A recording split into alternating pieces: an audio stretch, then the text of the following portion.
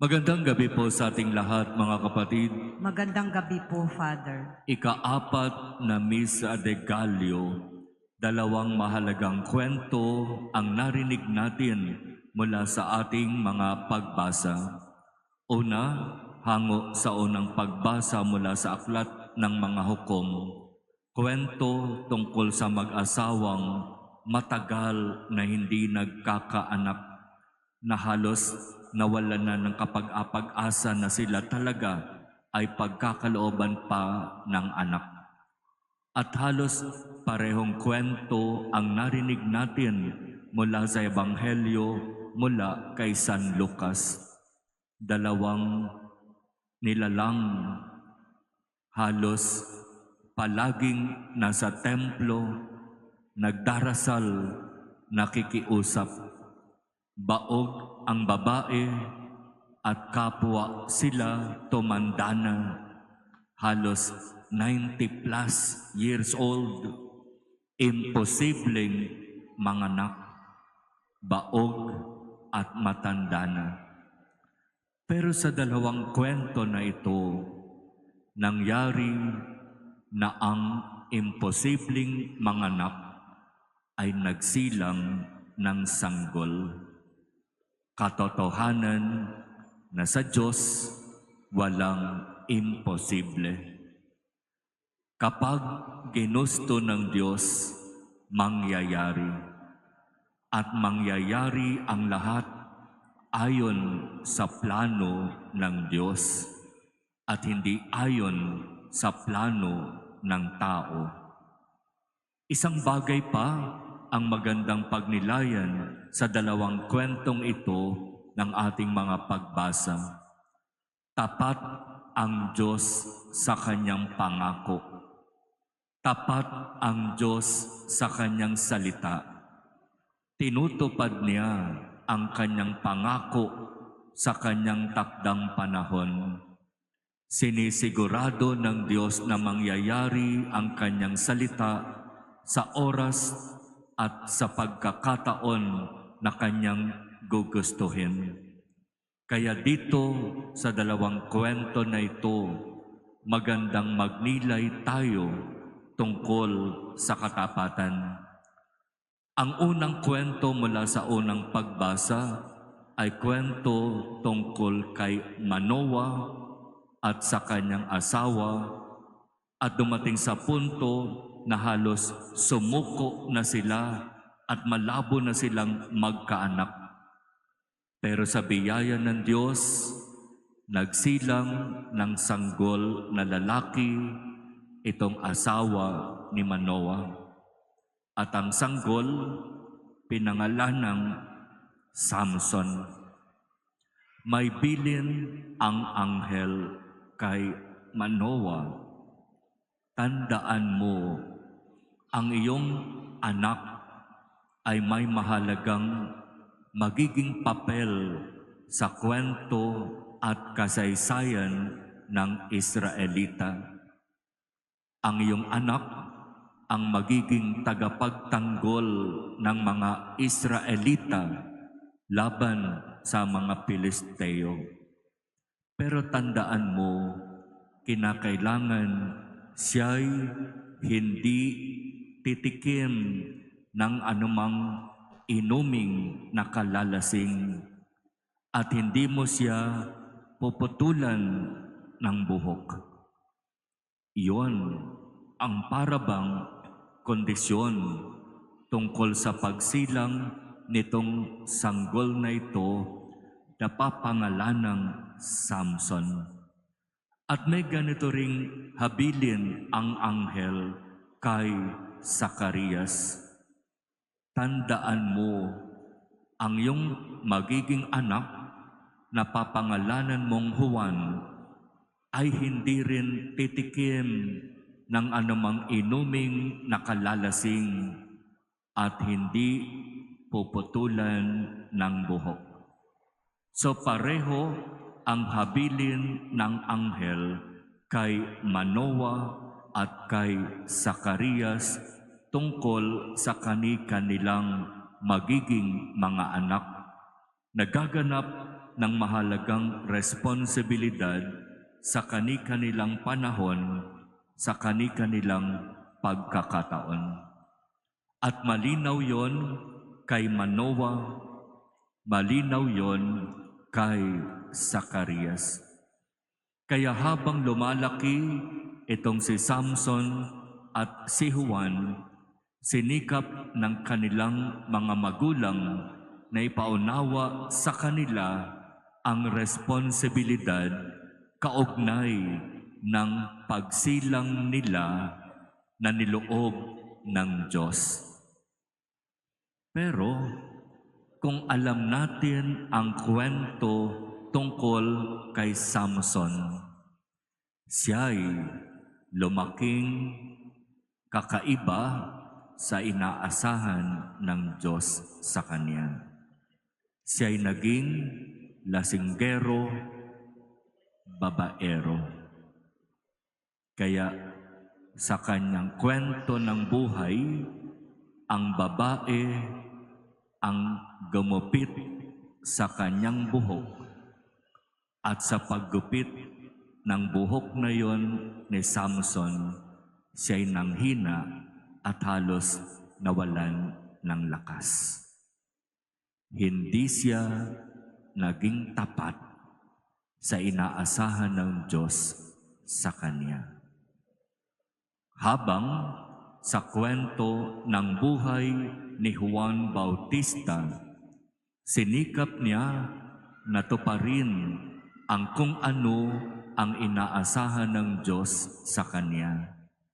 Hindi nga siya tumikim ng anumang inuming nakalalasing at hindi rin siya nagpagupit ng kanyang buhok. Naging tapat si Juan Bautista sa kung ano ang inaasahan ng Diyos sa kanya. Dito sa dalawang kwento na ito, ang magandang pulutin natin ay pumipili ang Diyos ng mga tao na pagkakalooban niya ng mahalagang misyon. At sa pagpili ng Diyos sa tao, tandaan natin, ang malayang pagdedesisyon ay iniiwan sa tao. Pinili kita, pero malaking bahagi ng iyong buhay ay ikaw ang magdedesisyon.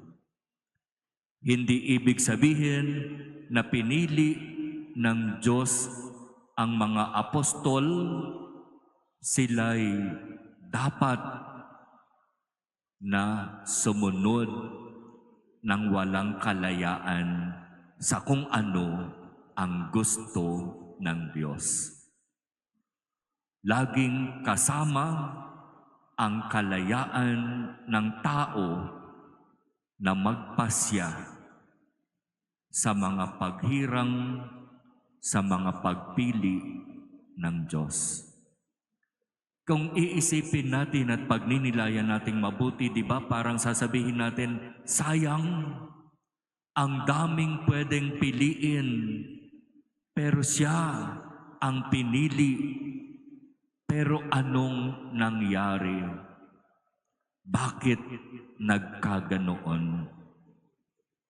Doon pumapasok ang kalayaan ng tao. Pinili si Samson bago pa man siya ipanganak para maging tagapagtanggol ng Israel.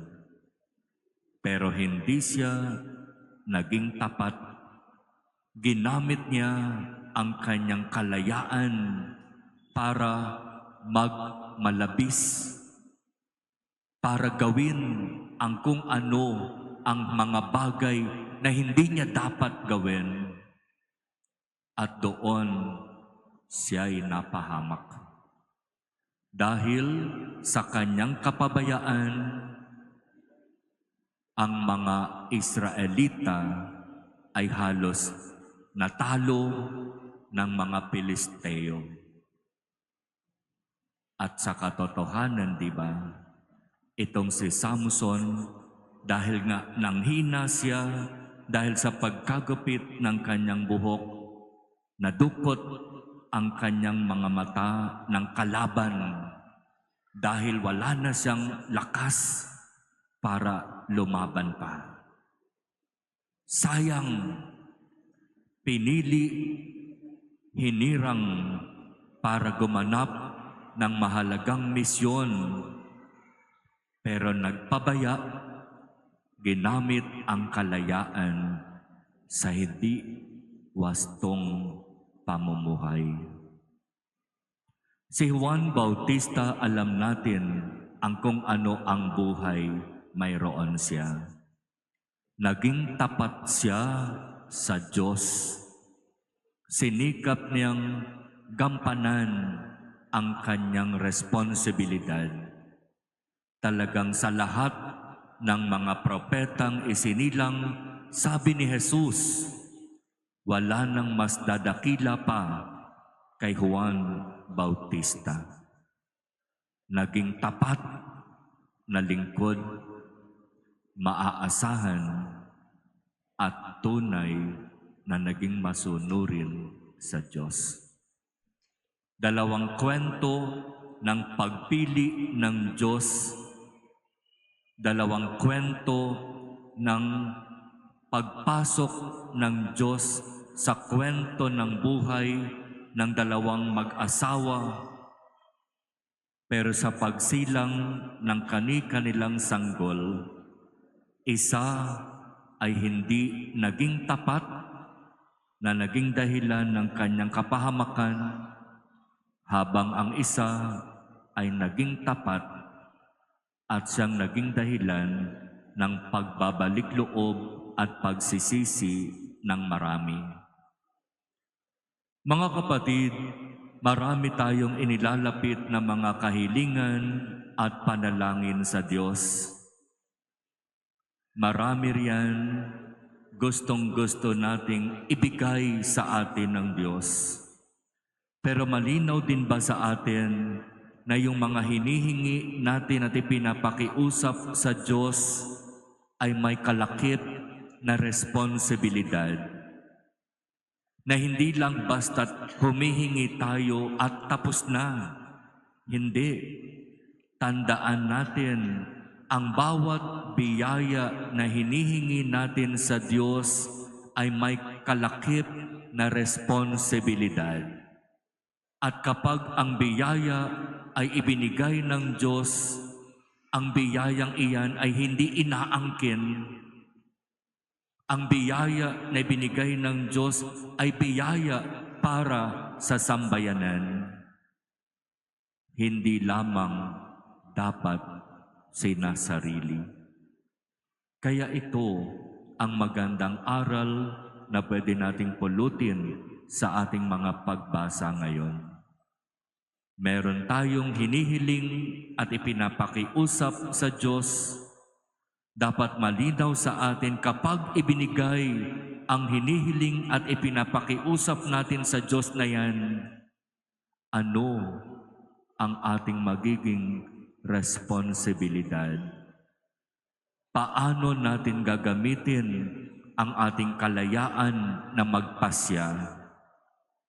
At papaano natin ibabalik sa Diyos ang lahat ng biyayang iyon?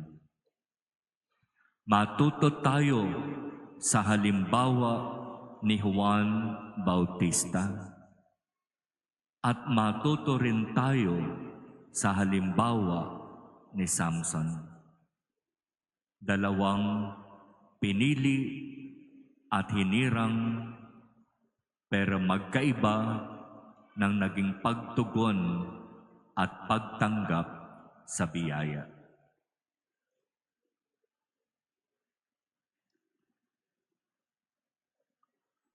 Amen.